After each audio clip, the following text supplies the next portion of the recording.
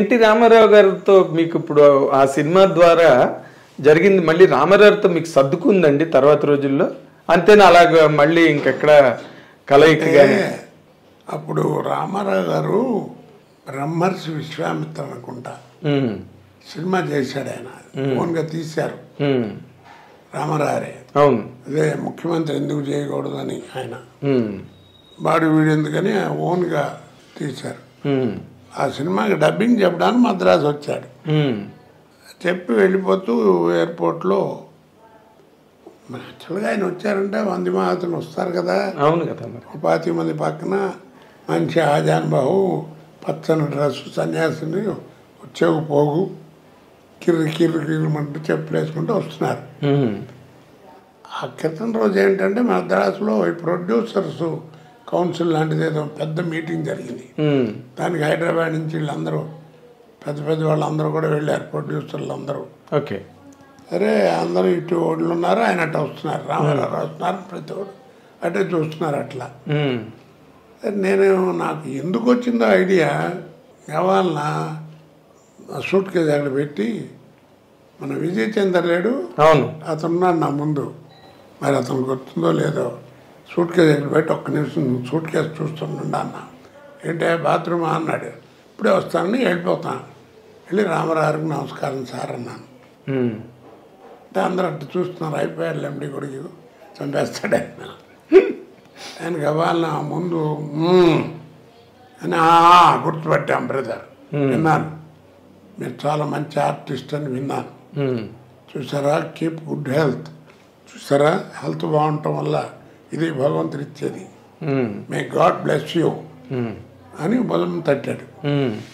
టక్కుని కాళ్ళదండం పెట్టేశాను, చేసి వచ్చేసాను. వీళ్ళందరూ వేసినప్పుడు నన్ను అడిగిన వాళ్ళందరిలో చాలామందిని వేస్తున్నప్పుడు షూటింగ్ చూసి అబ్బా ఏం చేస్తున్నాడు రా అన్న వాళ్ళే.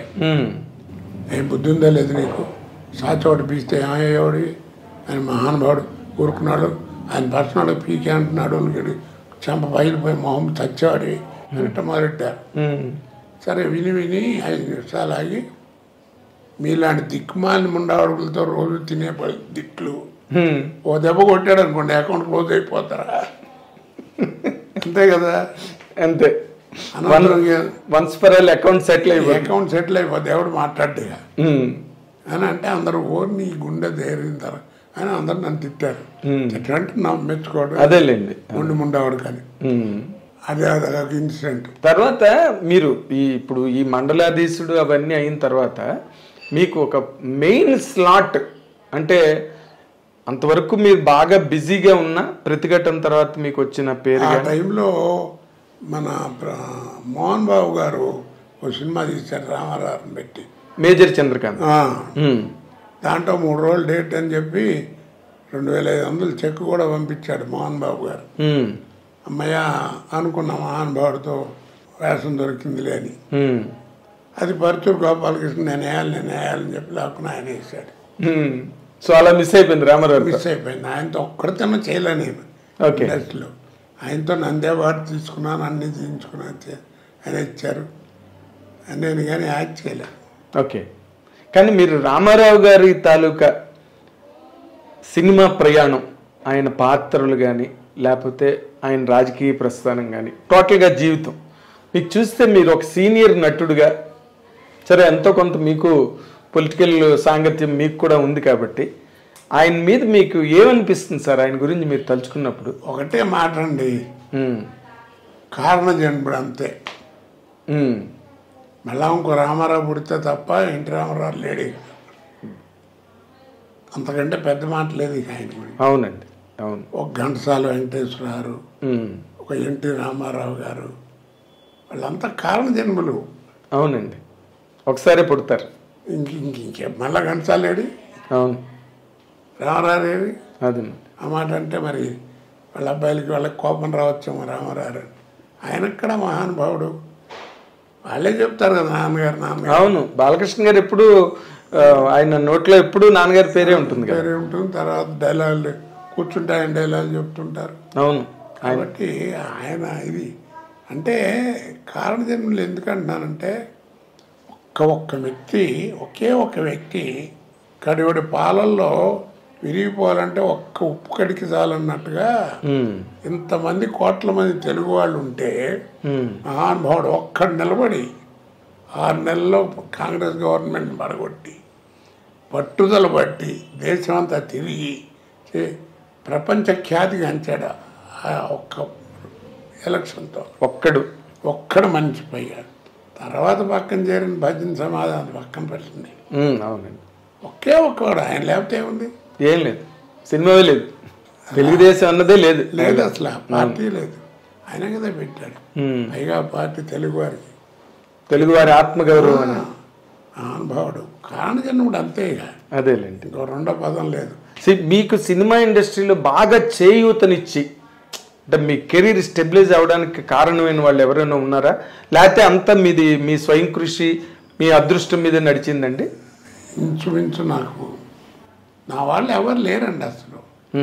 నాకు తెలిసిన డైరెక్టర్లు కానీ చూడటంగా ఎవడు అసలు ఎవరు లేరు అసలు. అది అంతే. ఎందుకు జరిగింది అందరికీ రాదు, ఏదో ఉంది భగవంతుడు ఇచ్చిన దయ అంతే. ఆయన ప్రాప్తం ఆయన ఇచ్చింది తప్ప నేను గొప్ప అనుకుంటే నాశనం అయిపోతా. అదేలేండి. అలా అయితే ఇప్పుడు మరి మీరు అలాగ మీ అదృష్టవశాత్తు లేకపోతే మీ ప్రతిభ మీ కెరీర్ మీరు అలాగ నడిచింది, ఎవరు సపోర్ట్ లేకపోయినా. ఆ సక్సెస్ ఏదైతే వచ్చిందో దాన్ని మీరు సవ్యంగా వినియోగించుకున్నానని అనుకుంటారండి ఎప్పుడైనా, లేకపోతే దాంట్లో కూడా లోటుపాట్లు ఉన్నాయా? అంటే ఏదన్నా 2 టేకులు ఎక్కువ తింటాం ఇలాంటివి తప్ప రెండో గొడవ లేదండి అసలు నాకు. యథార్థంగా చెప్తున్నాను. ఇప్పుడు ఈ ఫోటోలు అన్నీ ఉన్నాయి కదా, ఈ గెటప్లు ఉన్నటువంటి ఫోటోలు, మామూలు ఫోటోలు బోల్డ్ ఉన్నాయి. ఆ రోజుల్లో ఏంటంటే ఈ చెక్కల మీద ఉండేవి 100 డేస్ ఇవన్నీ. అవును, కొంచెం చెదబట్టి పాడైపోయాడు.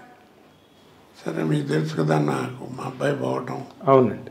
వాడు ఇవన్నీ కాస్త బాగున్న వాటి అన్నిటి ఫోటోలు తీసి ఇది చేయించి పెట్టాడు. అవునండి. 14 ఏళ్ళు ఇది పెట్టి 14 ఏళ్ళు అయింది. 14 ఏళ్ళు అలా ఉంది. అదేలేండి.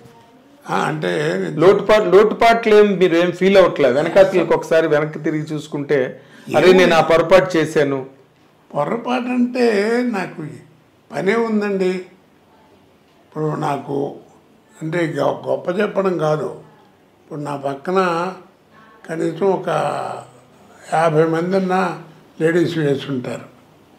వాళ్ళ ఫోన్ నెంబర్లు కానీ వాళ్ళతో మాట్లాడటం అంటే షూటింగ్లో తప్ప అట్లాంటి గొడవలు నాకు అసలు ఆ గొడవలే లేవు. అది నేను నాటకాల దగ్గర నుంచి కూడా ప్రొఫెషన్లో ఉన్న వాళ్ళతో జాగ్రత్తగా ఉండాలి. ఓకే, అది నాకు మా అన్నయ్య నేర్పినటువంటి విద్య. నా ఫస్ట్ గురువు మా అన్నయ్యే.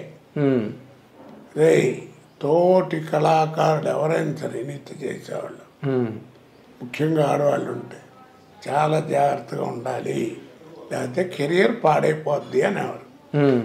ఉరికే మాట్లాడటానికి ఏమో జోకులు మీకు తెలియదు. అదే నేను ఎక్కడ కూర్చున్నా 10 మంది చేస్తారు. మీరు నిజంగా అలాగే ఉన్నారండి శ్రీరామచంద్రుడిలాగా?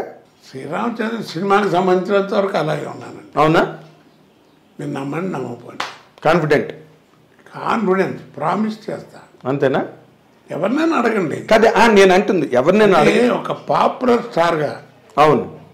అంటే మామూలు ఊరికి ఎలా డబ్బకి ఏదో జూనియర్ ఆర్టిస్ట్లు ఆడలు కాదు, ఏదో 1-2 సినిమాలు చేయటం అది కాదు. నా పక్కన యాక్ట్ చేసినటువంటి ఇప్పుడు పెద్ద ఆర్టిస్టులు ఉన్నారు కదా, లేడీ ఆర్టిస్టులు. అవును. అది కాన్ఫిడెన్స్ చెప్పగలను. అంతేనా?